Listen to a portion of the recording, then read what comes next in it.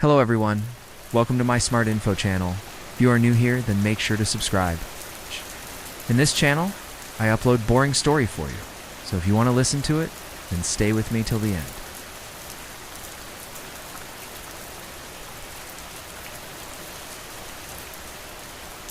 Their nights were filled with the haunting cry of wolves.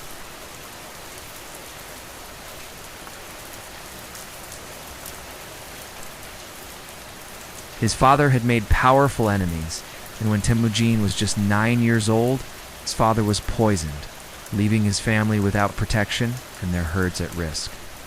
Soon, rival clans were stealing their horses and supplies, and Temujin's family was forced to flee. They wandered the steppe for months, sleeping in the open and scavenging for food. Then one day, Temujin's father's brother offered them a place in his camp. But even there, Temujin struggled. He was mocked for being the nephew of a traitor, and he fought constantly with the other boys. But Temujin was ambitious. While the other boys wanted only to hunt rabbits and throw stones, Temujin wanted to hunt bigger prey to lead bigger raids.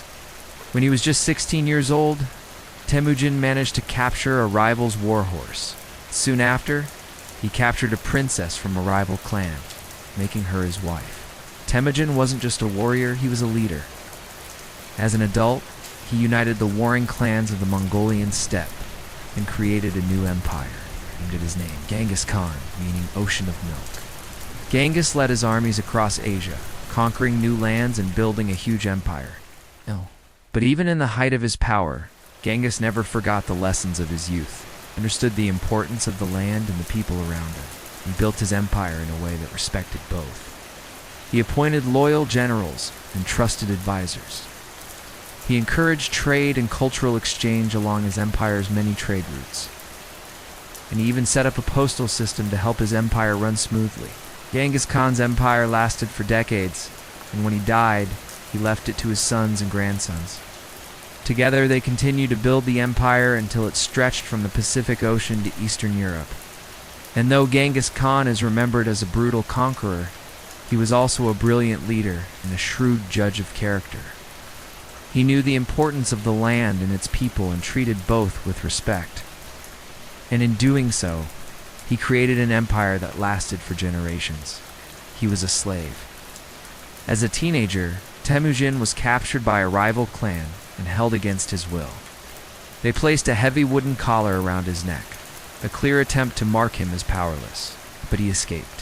Not through violence, but with the quiet help of someone who took pity on him. Temujin never forgot that kindness.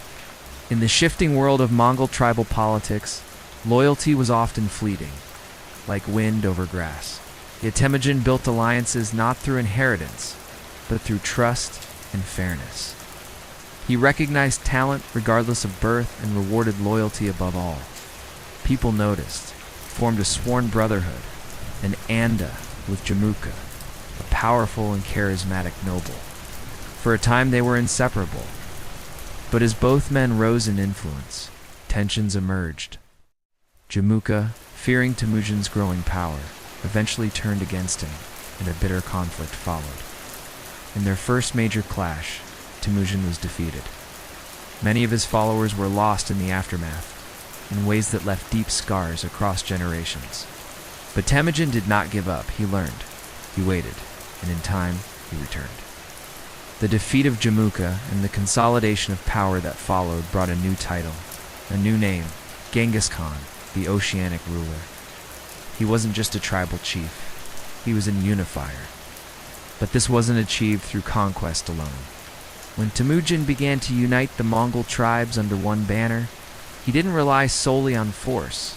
He created a law, the Yasa, a strict, clear code that applied equally to all. Nobles, warriors, and commoners. Theft was punished without favoritism. Cowardice in battle was taken seriously. And perhaps most surprisingly for the time, religious tolerance was enforced. Under his rule, Buddhists, Muslims, Christians, shamans, all could live and worship freely. For a people long governed by shifting loyalties and custom, the Yasa brought order, turned chaos into structure, and that more than fear brought lasting loyalty. Genghis Khan's empire would eventually stretch from the Pacific Ocean to Eastern Europe. But the man himself remained simple, slept in tents, wore plain clothes, and lived close to the rhythms of the steppe. He honored the ways of his ancestors, even as he changed the world. How did he die? Some say he fell from a horse. Others believe he succumbed to illness. Still others whisper of darker possibilities. But no one knows for certain. His final resting place remains undiscovered, a secret protected through silence and tradition. Genghis Khan is gone, but his story still resonates. Like a shadow on the wind, hard to follow, impossible to forget. This is the leader who forged an empire from the grasslands of Mongolia. For more tales of history's greatest leaders, stay tuned. Genghis Khan is a name synonymous with brutality, a reputation well learned through his conquests across Asia and Eastern Europe. But did you know that behind this infamous figure lies a legacy of luxury? Welcome to my channel. Today we're not talking about war or conquest. We're diving into the surprising opulence of the Mongol elite. Buckle up, because we're about to uncover the truth behind their lavish lifestyle. As we traverse the vast landscapes of their empire, we'll peek into their sumptuous tents, explore their love for horses, and shed light on their surprisingly refined tastes. Prepare to be amazed by the grandeur that existed alongside the battles, the great Khan's tents. Homes on the range. When you picture a Mongol, what comes to mind? Perhaps a rugged warrior astride a horse, but their homes were surprisingly luxurious. Picture this, a large round tent made of felt and wood, spacious enough to accommodate up to 100 people. These movable palaces were symbols of wealth and power, a testament to the Mongols' nomadic yet refined lifestyle. Horses. Not just a mode of transport, a status symbol. Horses played a monumental role in the Mongol Empire. They were not just a means of transport or a tool for war, but a reflection of one's status. The more horses you owned, the wealthier you were. Owning a horse wasn't just about prestige, it was a practical necessity in their nomadic lifestyle.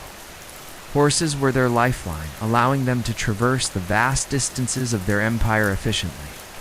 A love for luxury goods. From China to the Persian Empire, the Mongols weren't just warriors. They had a refined taste for luxury goods. Through their extensive trade network, they acquired exquisite items from distant lands. For instance, Chinese silk and glassware were prized possessions, while Persian carpets and metalwork were coveted for their intricate designs. These items weren't just beautiful, they were status symbols, setting the Mongol elite apart. Intermingling of cultures, a fusion of traditions. While the Mongols were known for their distinct traditions, they were also open to influences from other cultures. This fusion is evident in their art, which often depicts scenes from various civilizations across their empire. For example, Buddhist themes occasionally appear in their artwork, showcasing the synthesis of different cultural elements. A glossier look at history. The opulent side of the Mongols, the Mongol Empire, despite its fierce reputation, had its share of luxury and refinement. From the elite's opulent tents to their vast horse-drawn caravans, the Mongols combined a nomadic lifestyle with a taste for the finer things. Their empire, spanning from the Pacific Ocean to Eastern Europe, facilitated the exchange of goods and ideas, leading to a unique blend of cultures in their art and daily life. Until next time, stay curious, stay classy. Tonight we are going to look at the lives of the Mongol elite, those who held power in the great Eurasian Empire of the 13th and 14th centuries. By now you've trudged through the cold mornings of a herder, followed the rise of a warlord, and lingered beside the buried bones of warriors and their horses. But the Mongol world wasn't all hardship. Some lived in silk-lined tents, with golden saddles and servants from 5 different cultures. Some ruled vast lands without ever building a palace. Some played power games not with armies, but with envoys, astrologers, and marriage contracts. Some lived in silk-lined tents, with golden saddles and servants from 5 different cultures. Some ruled vast lands without ever building a palace. Some played power games not with armies, but with envoys, astrologers, and marriage contracts. Tonight we step into the quiet wealth and shadowed politics of the Mongol elite. The noble class of the Golden Horde and beyond. We'll meet again soon. You've now spent 2 hours with the Mongols. We've met the conquerors, yes, but also the workers, the wanderers, the warriors, the kings, and even the forgotten. Their world was harsh and beautiful, violent and ceremonial, free and tightly bound by duty. If you're still awake, thank you for coming on this journey with me. If not, may the winds of the steppe carry you gently into your dreams. Good night. Don't forget to subscribe to my channel. Please like this video. It helps me make more videos like this. You can always unsubscribe. It's free. And if you want to know more about the Mongols, there's a whole playlist of videos available. You can watch one a day for 13 days and learn something new every day. It's a lot of fun. So good night. Sleep well. May your totems protect you, and may your ancestors guide you. Till next time.